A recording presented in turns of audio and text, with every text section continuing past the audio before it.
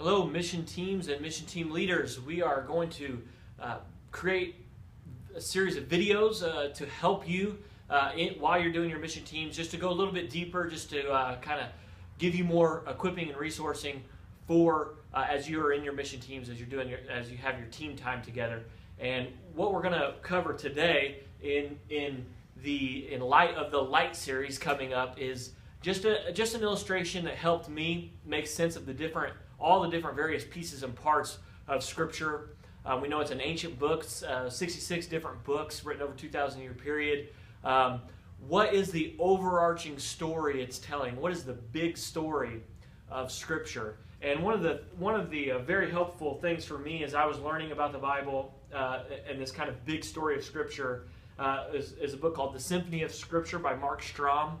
It's very helpful, and the analogy of a symphony that we're going to cover can be helpful for you as you read through the Bible, and especially in the context of light and understanding how themes develop in Scripture. So, in using that analogy with the symphony, if you think about a symphony, here we got a picture of it for you, and if you see this, there's over 100 different instruments. You know, there's brass and percussion and string, and all of them come together to create a musical composition or a unified piece of music. All these separate pieces and parts. And symphonies typically have four moves, and the first one is kind of an intro, and it usually starts off with a bang. It kind of gets your attention right away and introduces many of the themes that are developed throughout the rest of the symphony.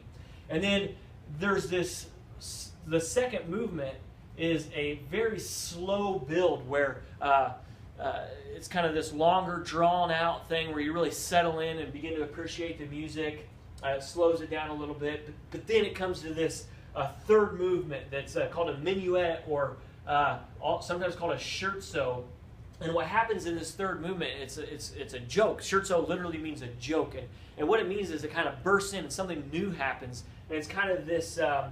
It's not a joke in the sense that we think of, like a practical joke or like a crude joke maybe, but it's like the classical sense where the status quo or what was happening before is kind of flipped on its head, and then it ends with a concluding thing that usually brings all the different elements, a concluding piece that brings in all these different elements, especially linking back to the introduction and playing those kind of themes over and over again. So hopefully, as we kind of laid out this idea, this illustration of the symphony of Scripture, hopefully you're beginning to see some of the parallels of the analogy if you equate it to the Bible.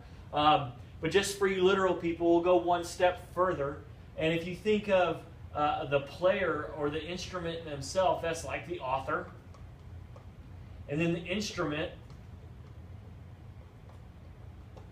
would be similar to like the individual books, but then the notes or the individual notes or the chords themselves can be thought of as the themes of Scripture.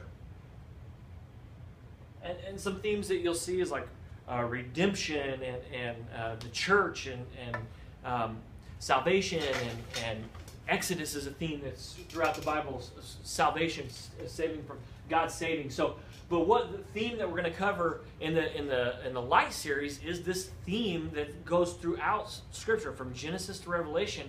That is light. It's just this kind of theme of light that's developed throughout Scripture. And what I want to do is briefly apply it, give you it's an inadequate glimpse of the richness of this study, but just want to give you a brief telling of the story of how light is kind of like this note that plays throughout the symphony of Scripture. So if you think about the introduction, what happens very first in Genesis? God creates the light, and God is light, and He is the leading the Israelites or the Hebrews out of slavery in Egypt by a pillar of fire by day. So it's a light. It's a light that's and Israel is set up as being the light of the nations. They're God's people that He selected to be His own, that are supposed to draw by the luminescence of who they are as bearing God's presence into a relationship with God. That's the introduction. That's the whole point of the introduction. But then we get this long, slow build throughout the rest of the Old Testament